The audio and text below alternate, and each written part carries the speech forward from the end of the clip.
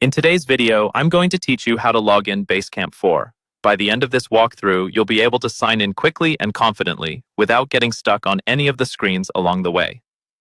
First, open your favorite web browser on your computer or mobile device. In the address bar at the top, type in the official Basecamp website address and press Enter.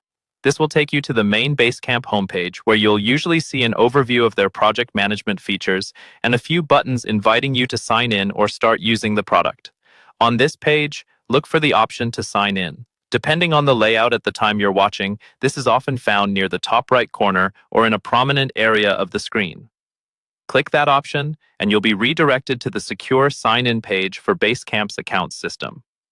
Once you're on the sign-in page, you'll see a field where you need to type your email address. Click inside that box and carefully type the email you use for your Basecamp account.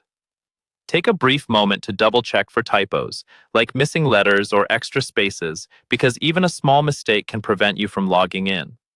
After you've entered your email correctly, move to the button beneath that field and click Next. This tells the system to look up your account and move you to the next part of the login process. You may notice the page refreshing or updating to show you a password field or additional options. Now, in the new field that appears, type your password associated with that same email. Again, be careful with capitalization and special characters since passwords are case-sensitive.